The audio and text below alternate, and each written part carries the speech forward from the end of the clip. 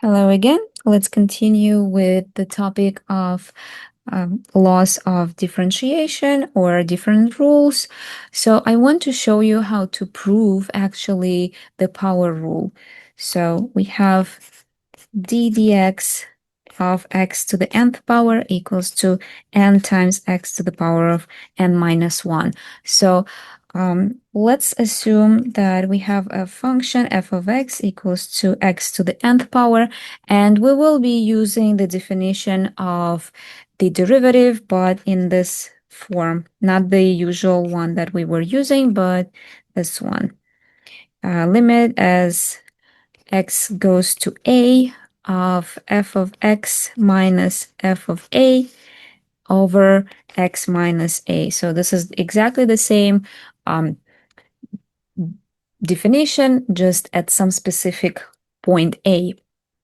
So when n is equal to 1, as we said, f of x equals to x to the first power. So we have f of a equals to limit as x approaches a of f of x minus f of a over x minus a, which is limit as x approaches a of x minus a, x minus a. So these get canceled and we have 1. Now, if we have n is any number that is greater than 2, right? So when n is greater than or equal to 2, f of x is x to the nth power, right? So note also that we have limit as x approaches a of f of x minus f of a over x minus a. So we have limit as x approaches a of x to the n minus a to the n over x minus a. Now remember that x to the n minus a to the n is equal to, let me write it on the new line, limit as x approaches a of x minus a times x to the power of n minus 1 plus x to the power of n minus 2 a plus x to the power of n minus 3a squared plus, and all the way until we have x to the power of 2 a to the power of n minus 2, 3, plus x to the first power times a to the power of n minus 2 plus a to the power of n minus 1, and all of this divided by x minus a.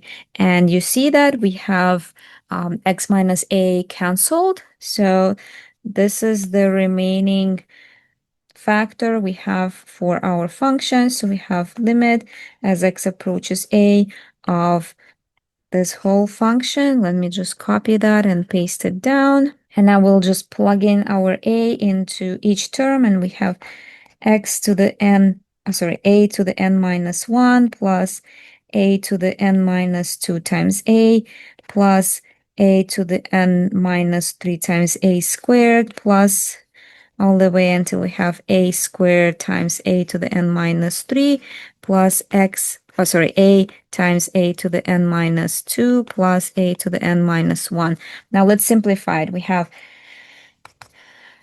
a to the power of n minus 1 plus a to the power of n minus 2 times a to the first power. That means that we're just adding n minus 2 plus 1, which makes it minus 1.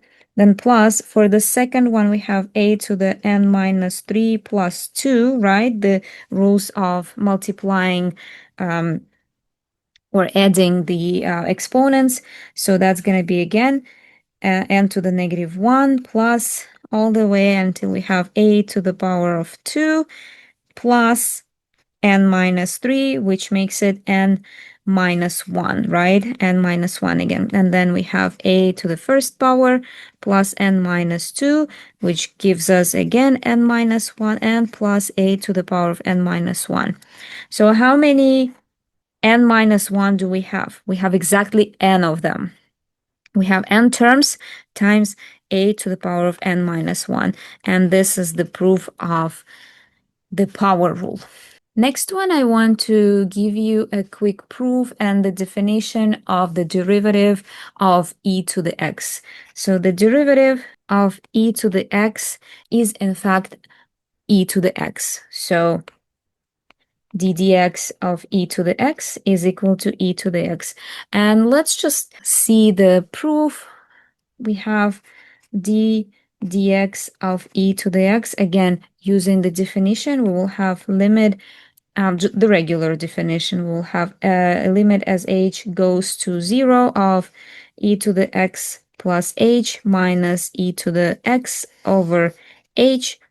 Now I will separate these two into e to the x and e to the h, and I have limit as h goes to 0 of e to the x times e to the h minus e to the x over h.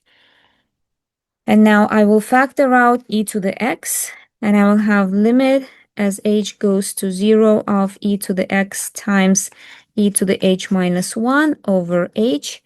Now, if I factor out this e to the x, I can do that because the limit includes the h, right? And e to the x doesn't have h, so we can technically factor it out and nothing bad happens. So we have e to the x limit as 8 times limit as h goes to 0 of e to the h minus 1 over h.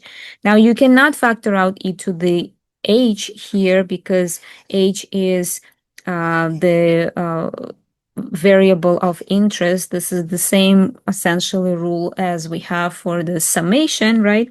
So now if we use a tabular method for this limit, you'll see that this portion or this limit will eventually go to 1. So you will have e to the x times 1, which is e to the x. And this is how you can show that the derivative of e to the x is actually equals to e to the x.